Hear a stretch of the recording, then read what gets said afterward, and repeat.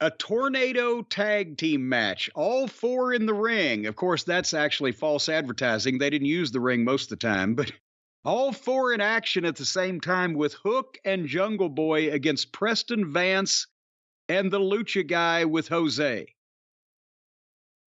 And a lot of people speculated, was Jungle Boy's match with Rush his punishment for being a dick at the Fan Fest or whatever? And as that wouldn't make any sense. Rush went into business for himself because he's an obnoxious piece of shit and just chopped the guy up and beat him up and knew he wasn't going to do anything about it. Doesn't know his place on the card. This is Jungle Boy's punishment. We talked about that Darby Allin went from challenging for the world title to what the fuck is he doing? Jungle Boy has gone from challenging for the world title to being partners with Hook against two guys that we've barely ever seen and aren't worth seeing again. This has got to be his punishment. Has anybody ever fallen so far so quickly? And this match was... What can describe this match? Well, first of all, let's just say the concept is a wonderful blow-off to a feud. There is no feud. What is this? This is the first time we've seen this match and these guys in the ring, and it went right to this. They jumped. Hook and Jungle Boy helped him last week, and we went to a Texas Tornado tag match. Every match on with this blood. Show, you know what? Almost every match on this show is either a stipulation match or a match with just no rules, where the referee's there, but they just like kind of bounce around with their hands in the air, or, mug for the camera, one or the other. Lazy booking. So in this one again, this one little angle with these underneath guys and Jungle Boy who's been featured. But then the heels jump the baby faces from behind on their entrance. Hold on, if we're keeping track, the BBC match was a jump in the entrance. Okay, that's the one. That's the one we had. There's another one later, but this was a jump in the entrance. Preston Vance he looks either confused or scared or lost all the time. The look on there's not many expressions on his face, but the one that he has conveys all of that. And I guess he's been around for a while. I know from OVW, from doing seminars, from being involved in training, there are cases where some great athletes in other sports or other pursuits they don't get it. And I'm wondering, why are they, I don't know whether to term it encouraging him or deluding him by putting him on television. He's lost, he's confused, he's herky-jerky. He looks like he can't figure out what's going on around him. At one point, he just took a bump and rolled out on the floor and leaned on the railing in full camera view on the opposite side of the ring and stared at both of the baby faces, lackadaisically beating up his partner, the Lucha guy. And then when Hook was chasing Jose, he came alive and clotheslined him because he was waiting for his spot 1 minute too early. He's stealing my stuff. And then the Lucha guy somewhere produced a 30-foot-long fluorescent green extension cord and tried to whip Jungle Boy with it. But it was so long, it went over Jungle Boy and it got hooked on the top turnbuckle and he couldn't get it unhooked. And he keeps jerking and pulling, and Jungle Boy's just wandering around while this guy, and then when he gets the fucking thing loose, he tries to put it around Jungle Boy's neck. It's 30 feet fucking long. He gets it around his leg. He can't grab the fucking thing. It's everything at AEW. Either the chains are too short or too long. Nothing's ever the right length. And then Hook and Vance go out in the crowd. They're fighting in the crowd for a break spot. And I watched the picture-in-picture because I couldn't turn away. In picture-in-picture, just not even on television. They're setting up tables at ringside. Jose's helping, and Vance has a trash can on his head.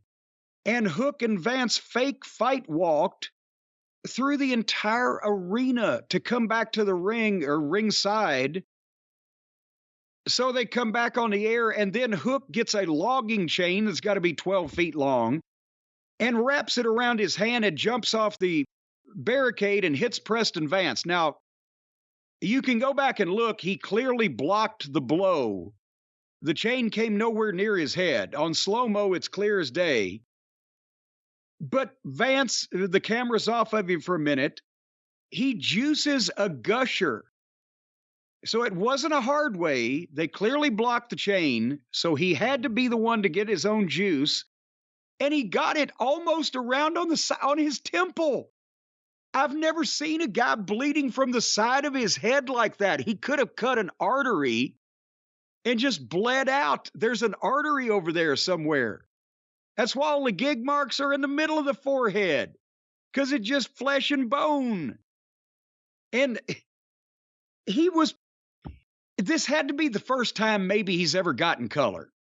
Either that or I know it had to be the first time on television. So now they're wallowing around on the floor. The jobber is bleeding buckets and it means nothing.